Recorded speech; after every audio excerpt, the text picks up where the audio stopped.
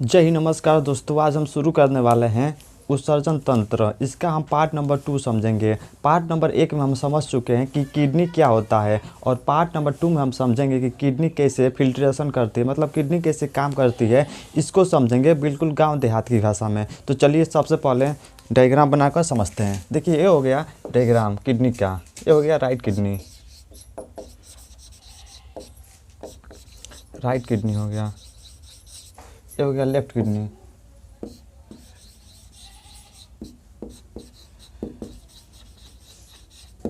जब किडनी को मान लीजिए एक हम कोई किडनी लेते हैं, या राइट वाला या फिर लेफ्ट वाला। एक किडनी हम ले लिए, लेफ्ट वाला या फिर राइट वाला, उसको लेकर अब बीच से ऐसे काटेंगे। ये मान लीजिए किडनी हो गया, इसको हम बीच से ऐसा काटेंगे, और काटने के बाद हमें क्या देखने के लिए मिलेगा उसके अंदर, उसको समझते हैं। देखिए, जैसे हम किडनी को काटेंगे तो काटने के बाद क्या होगा, सबसे जो बाहरी वाला भाग होगा बाहर का, उसको हम बोलते हैं रीनल कॉर्टेक्स। यहाँ पर 80% नेफ्रॉन पाया जाता है।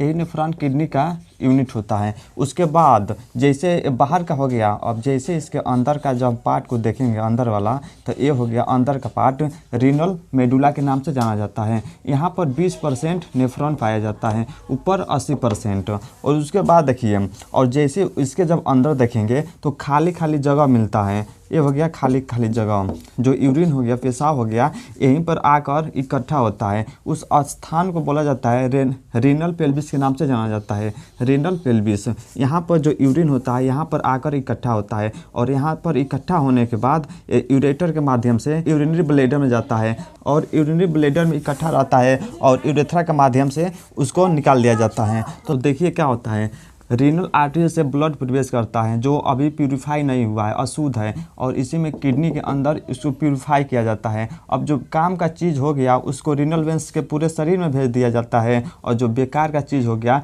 उसको यूरेटर के माध्यम से यूरिनरी ब्लैडर में भेज दिया जाता है। वहाँ पर इकट्ठा रहता है, और वहाँ पर इकट्ठा रहने के बाद उसे यूरेथ्रा के माध्यम से शरीर से बाहर निकाल लिया जाता है। वहीं पर पूरी प्रक्रिया होती है। देखिए, किडनी के अंदर छोटी छोटी फैक्ट्री होती है जिसे नेफ्रॉन कहते हैं। इसी के अंदर नेफ्रॉन बहुत होता है, और यही पूरा फंक्शन, सब काम जितना फिल्ट्रेशन का होता है यही नेफ्रॉन करता है। एक किडनी में मतलब 1 मिलियन लगभग 10 लाख नेफ्रॉन होते हैं। अब किडनी मान लीजिए मशीन हो गया, और जो नेफ्रॉन हो गया वो मजदूर समझ लीजिए। सब काम नेफ्रॉन करते हैं, और किडनी मालिक है, और काम का मजदूर कौन, नेफ्रॉन। यही नेफ्रॉन जो हो गया यही पूरा फंक्शन, पूरा जितना भी काम होता है इसी के अंदर वही करता है। तो चलिए अब समझते हैं कि नेफ्रॉन कैसे काम करता है, कैसे फिल्ट्रेशन होता है, इसको समझते हैं। देखिए, अब ब्लड प्रवेश करेगा कहाँ, रीनल आर्टरी से ब्लड प्रवेश करेगा किडनी में, और जैसे ही प्रवेश करेगा तो जाएगा सबसे पहले नेफ्रॉन पर, और नेफ्रॉन पर ही सब प्रक्रिया होती है। नेफ्रॉन से जैसे अंदर जाएगा तो देखिए, नेफ्रॉन से जैसे अंदर जाएगा तो नेफ्रॉन का पार्ट देखिए कौन कौन सा है, ग्लोमेरुलस। इस पर क्या होता है, ये बहुत ही कुंडली नुमा संरचना होता है, मतलब इसी के अंदर पूरा जितना भी ब्लड हो गया सब इसी के अंदर आता है। मान लीजिए कटोरी की तरह संरचना होता है, और बहुत ही नली मतलब जाली की तरह आकर इसी में से इकट्ठा रहती है। इसी में आकर पूरा अनप्योर जो ब्लड होता है इसी में आकर इकट्ठा होता है। उसके बाद समझिए, इकट्ठा होने के बाद इसी में सब प्यूरिफाई फंक्शन सब इसी में होता है। उसके बाद जो ग्लोमेरुलस हो गया इसी में इकट्ठा हो गया। उसके बाद उसके बाहरी लेयर जो हो गया उसको बोलते हैं बोमस कैप्सूल। बोमस कैप्सूल का मतलब जो उसको ढक कर रखता हो, और जैसे यहाँ से जब प्यूरिफाई होगा ब्लड तो धीरे धीरे आगे जाएगा, और आगे जाने के बाद पीसीटी का फुल फॉर्म होता है प्रोजीटल ट्यूब्स के नाम से जाना जाता है। और जैसे ब्लड ऐसे आगे जाने के बाद क्या होगा, आगे ऐसे ब्लड जाने के बाद लूप्स ऑफ हेनल, जो मतलब बहुत ही घुमावदार ऐसी संरचना देखने के लिए मिलता है, उसको बोलते हैं लूप ऑफ हेनल। उसके बाद समझिए, घुमावदार हो गया देखने के लिए मिला, और ब्लड आगे जाता मतलब आगे चलता गया, और आगे जाने के बाद फिर आता है डीसीटी, जिसका फुल फॉर्म होता है डिस्टल ट्यूब्यूल्स के नाम से जाना जाता है। मतलब यहाँ कुछ देरी तक ब्लड रुका रहता है। यहाँ पर प्यूरिफाई हुआ रहता है, लेकिन अभी पूरा प्यूरिफाई नहीं होता है, लेकिन डीसीटी के पास लगभग आकर पूरा इकट्ठा होता है। और उसके बाद समझिए, ये होता है कलेक्टिव डक्ट। यहाँ पर जितना भी ब्लड हो गया सब प्योर हो गया, और यहाँ पर इकट्ठा कर लिया। अब यहाँ से डिसाइड होगा कि शुद्ध वाला किधर जाएगा, अशुद्ध वाला किधर जाएगा। तो जो शुद्ध वाला ब्लड हो गया इसको पूरे बॉडी में भेज दिया जाता है, बॉडी में भेज देता है। और जो अनप्योर हो गया, जिसका यूज नहीं होगा, जो बेकार बच गया, उसको उसको यूरिन बोलते हैं। इसको कहाँ भेज दिया जाता है? इसको भेज दिया जाता है यूरेटर के माध्यम से, यूरेटर के माध्यम से यूरिनरी ब्लैडर में, यूरिनरी ब्लैडर में, और वहाँ से यूरिनरी ब्लैडर से यूरेथ्रा के माध्यम से इसे शरीर से बाहर निकाल दिया जाता है। तो चलिए अब समझते हैं कि नेफ्रॉन कैसे कैसे काम करता है, कैसे कैसे कौन सा चीज़ शरीर के अंदर रखता है और कौन सा चीज़ शरीर से बाहर रखता है। इसको हम समझेंगे एक एक को। तो चलिए अब आगे समझते हैं जो नेफ्रॉन होता है वो कैसे काम करता है, उसका कौन कौन सा पार्ट है और किस पार्ट में कौन सा फिल्ट्रेशन होता है, क्या होता है, उसको समझते हैं। देखिए सबसे पहले हेडिंग देखिए क्या है, नेफ्रॉन असली काम करने वाला जो नेफ्रॉन होता है किडनी के अंदर वही असली काम करता है, तो उसी को समझते हैं। देखिए जो नेफ्रॉन होता है उसका बहुत पार्ट होता है और हर पार्ट में अलग अलग काम होता है, तो उसको समझेंगे। देखिए सबसे मतलब पहला गोल कटोरा, एक गोल कटोरा की जैसे संरचना होती है। देखिए ये हो गया गोल कटोरा, इसी को बोला जाता है ग्लोमेरुलस के नाम से जाना जाता है। मतलब यहाँ से नली आती है, ट्यूब आती है और इसी के अंदर पूरे मतलब चारों तरफ फैली रहती है। इसी के अंदर ग्लोमेरुलस के उसी को बोला जाता है ग्लोमेरुलस के नाम से जाना जाता है, इसी के अंदर फैला होता है। देखिए गोल कटोरा ग्लोमेरुलस मतलब गोल कटोरा की जैसी उसकी संरचना है, इसीलिए उसको बोला जाता है गोल कटोरा मतलब ग्लोमेरुलस। उसके बाद समझिए अब वो थाली हो जाएगा, पहले गोल कटोरा था अब थाली, मतलब थाली हो जाएगा या इसको फिर ढकने का काम करेगा, उसको बोला जाता है बोमेंस कैप्सूल के नाम से जाना जाता है। बोमेंस कैप्सूल मतलब क्या करता है, जो ग्लोमेरुलस होता है इसे ढक कर रखने का काम करता है। देखिए थाली उसी को बोला जाता है बोमेंस कैप्सूल के नाम से जाना जाता है, इसी का नाम है। उसके बाद समझिए टेढ़ी मेढ़ी नली होती है जिसको बोलते हैं पीसीटी का फुल फॉर्म होता है प्रोजिमल ट्यूब्यूल्स के नाम से जाना जाता है। ये टेढ़ी मेढ़ी जो ट्यूब्यूल्स हो गया, ये टेढ़ी मेरा जो ट्यूब्यूल्स, इसी का नाम है पीसीटी। अब आगे समझिए जो यू शेप का है इसको बोलते हैं लूप ऑफ हेनल के नाम से जाना जाता है। देखिए ये जो यू शेप का है, यू शेप का, इसी को बोला जाता है लूप ऑफ हेनल के नाम से जाना जाता है, क्योंकि इसकी संरचना वी शेप की तरह है इसलिए। अब जैसे ही आगे जाएगा फिर नली एक डीसीटी जिसका नाम है डिजिट ट्यूब्यूल, जिसका नाम है डिजिट ट्यूब्यूल के नाम से जाना जाता है। देखिए डीसीटी। अब जैसे उसके आगे जाएगा सीधी पाइप की तरह संरचना है, जहाँ अब पूरा फिल्ट्रेशन हो गया है, वहाँ अब कलेक्ट होगा कि कौन सा चीज़ शरीर के लिए यूज है वो शरीर के अंदर रहेगा और किस चीज़ मतलब कौन सा चीज़ बेकार हो गया इसे अब शरीर से बाहर भेजना है या डिसाइड करता है। तो वहाँ पर जाएगा तो उसका नाम है कलेक्टिव डक्ट के नाम से जाना जाता है। देखिए यही है कलेक्टिव डक्ट, यही बताता है कि अब किस सामान को अंदर रखना है, किस सामान को बाहर रखना है। तो देखिए सबसे पहले हम समझेंगे ग्लोमेरुलस, उसके बाद समझेंगे बोमेंस कैप्सूल, उसके बाद समझेंगे PCT loop of Henle, DCT, और लास्ट में समझेंगे जो होता है कलेक्टिव डक्ट कैसे काम करता है उसको समझते हैं। तो देखिए सबसे पहले हम समझते हैं ग्लोमेरुलस को समझते हैं। देखिए ग्लोमेरुलस यह काम क्या करता है, ये मान लीजिए छननी है, फल देगा, यहाँ खून को जोर से छाना जाता है। जैसे ही ब्लड यहाँ प्रवेश करता है, इसमें प्रवेश करता है तो सबसे पहले इसे छाना जाता है, मतलब कौन सा पदार्थ अच्छा है उसको रखा जाए और कौन सा पदार्थ मतलब बेकार है उसे बाहर निकाला जाए। जैसे यहाँ खून को जोर से छाना जाता है। उसके बाद समझिए पानी निकलता है, यहाँ पानी मतलब अच्छा है तो निकाल लिया जाता है, खराब है तो भेज दिया जाता है। गंदगी निकलता है, अच्छा है तो रख लिया जाता है, बेकार है तो बाहर कर दिया जाता है। खून के लाल कण रुक जाते हैं, जो ब्लड के लाल कण होते हैं वो रुक जाते हैं और जितना भी बेकार हो गया वो बाहर हो गया। जैसे देखिएगा जो चलनी होता है ना, चलनी में हम आटा जब चालते हैं हम लोग तो देखिएगा भूसी उसमें रह जाता है, भूसी जो हो गया वो चलनी में रह जाता है और जो आटा हो गया वो सेम नीचे चला जाता है। मतलब जो यूज का हो गया जो यूज का हो गया वो थाली में, जो बेकार हो गया वो चलनी में, उसको हम फेंक देते हैं। सेम वैसे ही काम करता है ग्लोमेरुलस। ये क्या करता है, जो अच्छा चीज़ है उसको रख लेता है और जो बाहर मतलब जो बेकार चीज़ है उसे बाहर भेज देता है, छान कर बाहर भेज देता है। अब चलिए समझते हैं दूसरा बोमेंस कैप्सूल क्या होता है। देखिए एक ग्लोमेरुलस को कवर करता है, ये जो ग्लोमेरुलस आया इसी को कवर कर रखने का काम करता है, कवर कर मतलब ढक कर रखने का काम करता है। ये इसका ज़्यादा काम नहीं है, ये इसका काम है। तो चलिए अब समझते हैं पीसीटी क्या होता है, इसके बाद आगे पूरा ये समझेंगे लूप ऑफ हेनल, डीसीटी और कलेक्टिव डक्ट क्या क्या काम करते हैं इसको समझते हैं। तो अब समझते हैं जो पीसीटी होता है वह क्या काम करता है, इसको समझते हैं। देखिए पीसीटी जिसका फुल फॉर्म होता है प्रोजिमल ट्यूब्यूल्स के नाम से जाना जाता है। ये अच्छी चीज़ को वापस फिर से शरीर में भेज देता है कि जाओ अब तुम्हारा यूज होगा, अब तुम शरीर में चले जाओ। यहाँ देखिएगा, यहाँ बॉडी बोलती है इसको वापस शरीर में भेजो। शरीर में भेजता है। मान लीजिए कुछ फिल्ट्रेशन हो गया, आगे भेजेगा शरीर में कि अब तुम काम के लिए, मतलब तुम्हारा अब यूज होगा, काम हो, मतलब अभी अच्छे हो, इसलिए तुम शरीर में भेज देता है कि जाओ। जैसे पानी को भेज देता है, चीनी को भेज देता है, नमक को, वाटर, शुगर, साल्ट, इन सब तीनों क्या करता है, पूरा बॉडी में भेज देता है कि जाओ अब तुम्हारा यूज है शरीर में, इसलिए तुमको भेज देता है। अगर बेकार रहता है तो इन सबको भी बाहर कर देता है। उसके बाद समझिए लूप ऑफ हेनल क्या करता है, यहाँ हिसाब किताब होता है।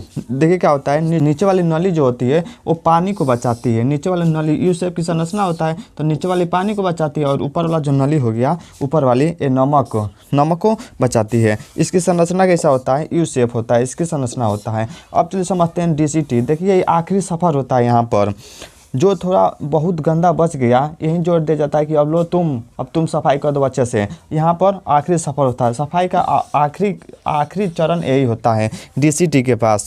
जो थोड़ा बहुत गंदा बच गया, इसी को दे दिया जाता है कि लो अब तुम पूरा अच्छे से साफ़ करो। देखिए दवा, कुछ भी दवा खाते हैं, दवा का असर यहाँ पर होता है। जहर हो गया, एक्स्ट्रा नमक हो गया, यहाँ पर आते आते मतलब यहाँ आखिरी सफ़र, यहाँ तक इसको कैसे भी कर साफ़ करना है। तो चलिए अब आगे समझते हैं कि कलेक्टिव डक्ट क्या होता है, उसके बाद समझेंगे रीनल पेल्विस।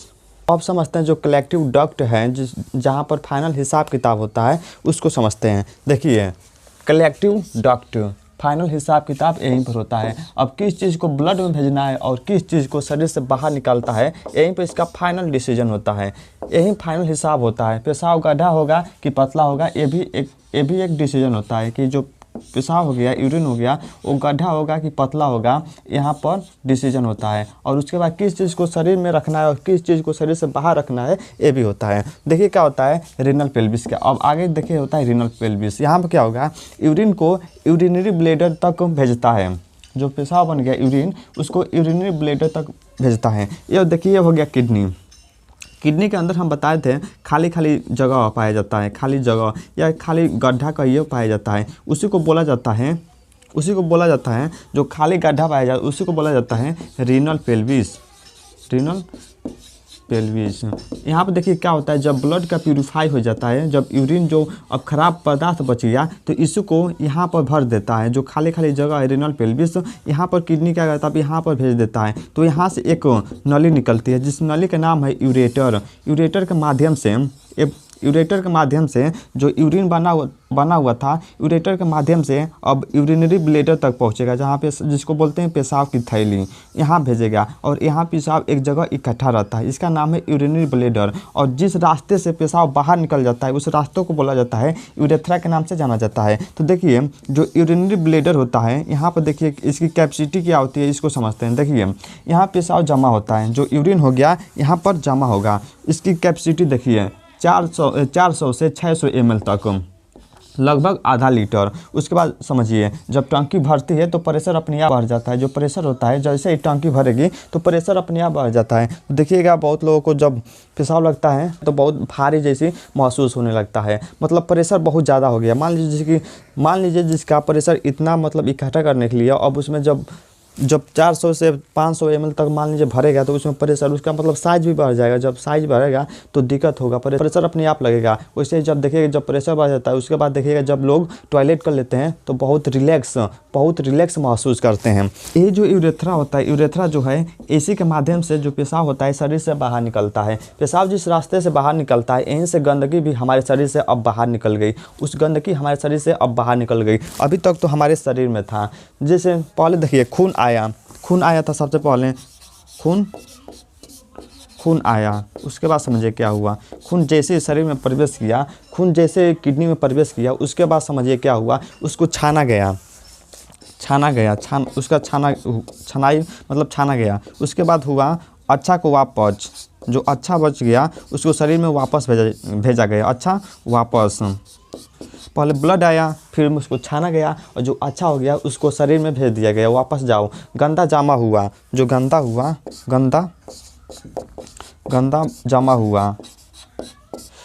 जमा हुआ, उसके बाद उसको शरीर से बाहर निकाल दिया गया, उसको बॉडी से बाहर निकाल दिया गया।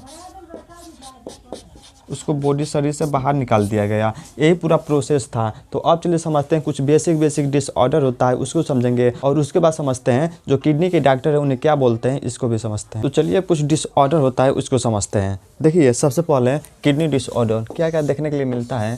कुछ बीमारियां होती है, ज़्यादा नहीं समझेंगे, बस बेसिक।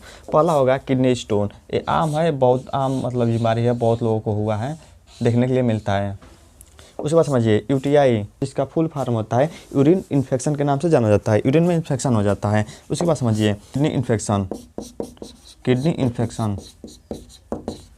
उसके बाद समझिए किडनी फेलियर देखने के लिए मिलता है। उसके बाद यूरेमिया, ये मतलब आम बीमारी है। इसके बाद और भी बीमारी होता है। टेस्ट देखते हैं कौन कौन सा होता है। टेस्ट जांच कौन कौन सा होगा, पहला यूरिन टेस्ट होगा, ये भी टेस्ट होता है, और बीमारी के हिसाब से अलग अलग टेस्ट होता रहता है।